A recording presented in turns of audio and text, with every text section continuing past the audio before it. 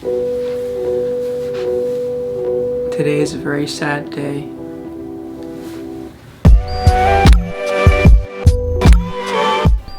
Just a boring white background now. I feel like there's too much white with this shirt. I'm gonna put a different shirt on. I did it. I just got my hair cut. Well, I got it cut a few days ago. So it's kind of still settling down. It's kind of used to being floof up in the sky, up in the air, big boy. So it might look really nasty. I can't really tell. Tell me I look handsome in the comments. This is an advice video. I'm gonna give advice to some people on Twitter. I asked, hey, would anyone like some advice on stuff? And this is me making that video. So let's get right into the news. Conan Gray says, no thanks, Alexa play Despacito. Understandable, have a great day. Casey says, how to correctly hold a worm. People often hold them like they dangle them. I used to do that a lot before I was more educated in worm. Hello worm, there's a worm in my room right now. Come here. Like to correctly hold a worm, you extend a flat palm and then they sit in the palm. See, that was great. No, for real though, I think worms will probably like it better if you just hold them with a flat palm like that. Alex Punch says, people say I am dumb and not good. Please help. Who's saying that? Because I'll personally battle them. I think you're dumb and good. So don't listen to people. Yeah, I'm gonna miss you so much. I'm flying to America tomorrow and I'm gonna miss my little guy. I'll miss you so much, Vicky. You're the best boy. Oh, he's so soft. Okay, see you later. My mom just had a baby and I'm not too happy about it.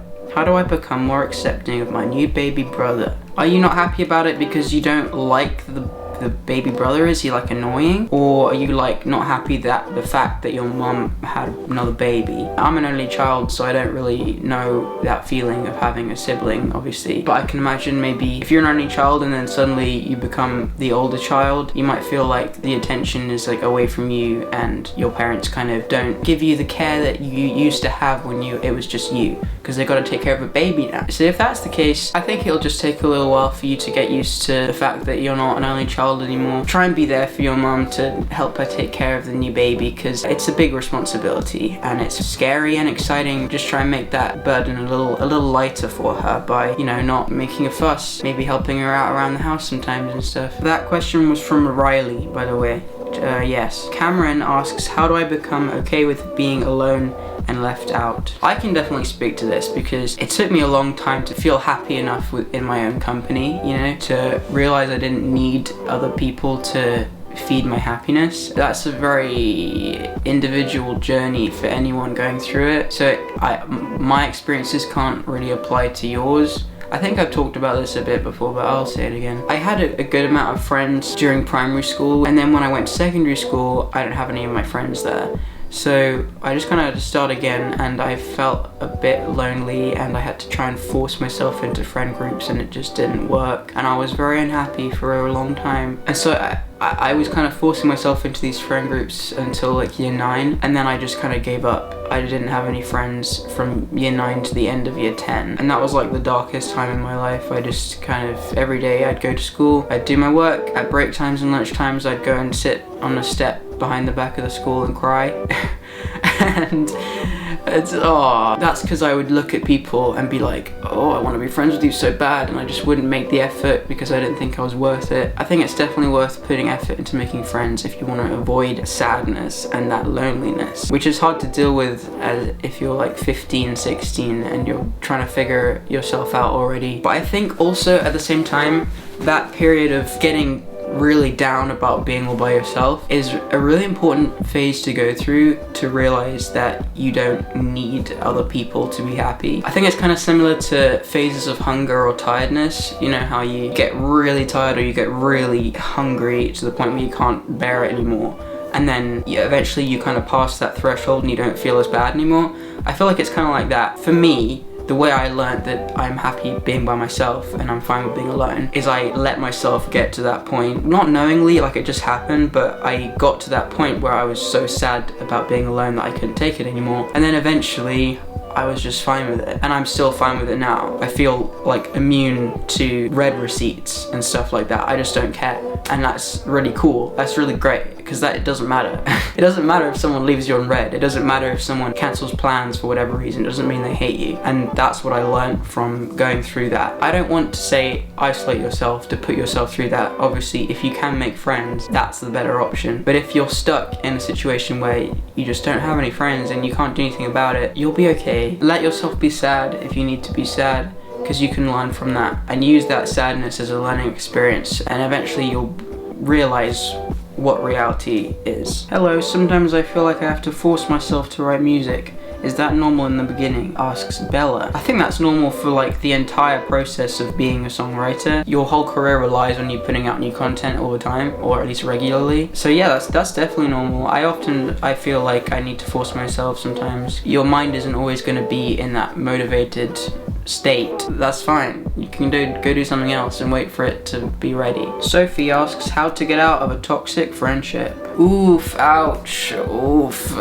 It's hard. I think people kind of don't realize friendships can be just as toxic as like romantic relationships, because people kind of consider romantic relationships as like more important than friendships, which I don't understand. They're different kinds of relationships, but they're equally as important. Being in a toxic friendship, you can feel trapped just in the same ways with like a romantic relationship. I had an experience fairly recently, like I guess a few years ago. It really hurts to do this, but literally the best thing I ever chose to do was just cut them off. It seems really hard in the moment, and it feels really hard, and it like breaks you down for a little while, but I remember that feeling of just waking up one day and being like, I don't care anymore.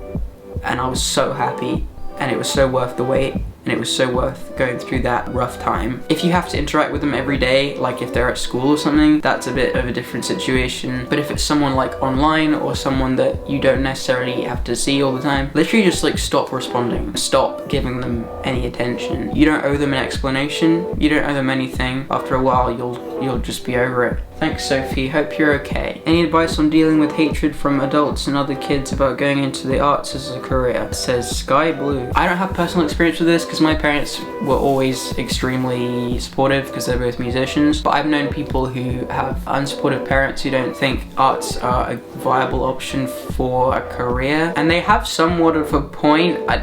Obviously, like, follow your dreams, but they have a point in that it's a really hard business to get into and to be successful in, because it's like freelance unless you're like hired by a company to write stuff or whatever, or make things, and a lot of it relies on luck. So that's definitely something to keep in mind. Like, if your parents have concerns about you wanting to be an artist or a musician or something, definitely hear them out, because they've been through the world and they know the struggles of it, and they know how important money is and stuff. You don't want it to all be about the money, but of course money is very important because you need to like live and eat and stuff. I think the best way to deal with that would be to show them that you can be responsible enough and that you understand the risks of going into such an unreliable career path. I think for some parents you just kind of need to do whatever they want you to do for a while until you're 18. They can do whatever you want, just to avoid getting in any messy situation. But I think definitely showing, specifically your parents, other kids just ignore them, that it doesn't matter. Showing them that you're responsible and that you're mature and that you understand their concerns. Eventually, if you can show them that you can be successful in what you want to do, take baby steps and be realistic and educate yourself in the career path you want to go down, and make sure your parents realize that you're serious about it. I think over time they might learn to accept it a bit better. Shay says, how do I know if people actually like to be around me and want to hang out with me? I always feel like people invite me to do stuff because they feel bad for me. The thing I always say is, like, why would anyone invite someone just because they feel bad for them? I feel like that only really happens in movies. Like, the popular girls are like, oh, let's invite this little nerd to our party so she doesn't feel left out. But even in that case, they invite her to like be friends with her or make her feel better, which is a really nice thing. So yeah, I think there's two reasons people would invite you to things. One, because they want to be friends with you. Two, because they're already friends with you. So yeah, they just want to hang out with you, that's it. Steph asks, what should I do if I feel spaced out quite a lot? I get this a lot. I dissociate, I think because of my anxiety. Like, if something gets a bit overwhelming, my brain's like clocks out, like see you later. It's a weird feeling, and I haven't really kind of figured out yet how to deal with it. One aspect of it is that I kind of forget what's happened during my day and what's happened in the week, and I just kind of, I don't know what day it is and stuff like that. Not sponsored, but I started using an app called 1 second every day. My friend Beth uses it. It's nice, like you just record a second of your day, and then at the end of the month it makes like a video and shows you every day in your month. So far that's been really nice, because it kind of reminds me, oh, today I pet my cat, the day before that I made some pasta, like little things like that. It just kind of reminds you that that day happened and kind of brings you back down to earth. So that's useful. I recommend trying that out if you would like to. I guess worst case scenario is just let yourself space out, because it'll pass. Like if I'm really having a bad day, I'll just sleep, or I'll play some Animal Crossing, watch a video, something that you don't really need much brain power to do, because you know, sometimes you just need a day to just not be there, and that's okay. Sam asks, how do I correctly tell dog how much I love them? Rub belly, rub their belly. Eggman asks, my friends are all really nice, but I always feel exhausted while replying to their messages. First of all, it's okay to not be good at talking. People are different. It's never good to force a conversation. It kind of just makes it awkward, and it's just not fun for either of you. But if you really want to keep a conversation going, or if someone needs to talk to you, ask them questions, ask them stuff. It might lead you to a conversation that you can make flow really well, and if not, that's fine. So conversations don't have to go on forever. They can end. Hannah Joe says, can we have some advice for people wanting to put their own music out into the world and becoming comfortable with the thought of showing it to the public? I don't remember ever really going through that phase of being like, oof, ouch, people might see my stuff. I wanted people to see my stuff. That's kind of the whole point of me putting it out there. But ultimately, post it for you. Post it as if you're just like writing in a diary, and then if people happen to see it, that's just like an afterthought. It's kind of the same situation as with the hunger and the tiredness and the being lonely kind of thing. You just kind of have to get past that initial threshold of being uncomfortable about showing your stuff to everyone. So yeah, I think just be patient with it, expose yourself to it, and eventually you'll be desensitized to the fact that people will see your stuff. How to be tall. I am short, fam. I'm 5'0". You tie your wrists to the ceiling and your legs to the floor, and then you just stay there for a while. You could also make the rope that you use to tie to your wrists, make it a lever, so you have a friend who like pulls it a couple centimeters every day, you know, stretch out your spine. Susanna asks, do you have any advice on learning guitar and ukulele? What's the best way to start? I think the best way to start is to just be like, I want to learn this song, and then you look up the chords to it, and you're like, oh, I don't know how to play that chord. Look up how you play the chord. Haley asks, how to deal with the divorce, and would you ever do a show in Dallas? Well, the second part of that is not advice. I advise you that I would like to do a show in Dallas. Yes, I would do it. Divorce, I guess like it's very different for every situation, because sometimes it can be messy, sometimes it can be a nice clean mutual break, you know? Divorce is sad when it happens, but the reason a divorce happened is because the relationship wasn't working. And so they ended the thing that wasn't working to move on to better things. So no matter the circumstance, it's a positive step in the right direction. So I think that's a good thing to keep in mind. Full Stop asks, how do you move from the closet to the fridge without anyone seeing? It's very hot in here. I tend to just like squeeze through where the door opens. You don't open the door, you just go through the little hole. Some old closets will have like a keyhole. You can maybe squeeze through there. You know that area like under the fridge where you kick the ice cubes if they fall on the ground?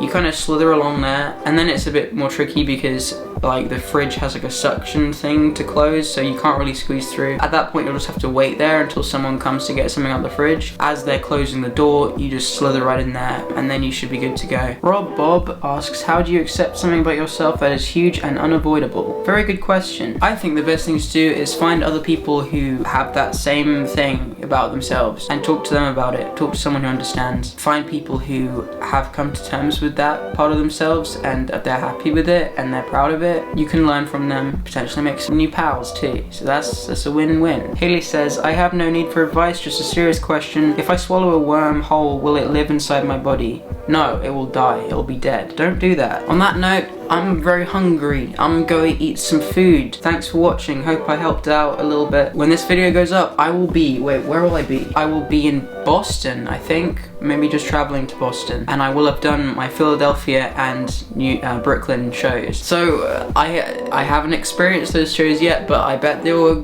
great, and thank you everyone who came out to those, and I'm so excited for Boston. Actually, while I'm filming this video, I'm flying out to the US tomorrow. I have a lot to pack, and I'm very nervous. I'm all by myself in my house, guys. I gotta travel all by myself too. I'm a nervous little guy. I'll be okay though.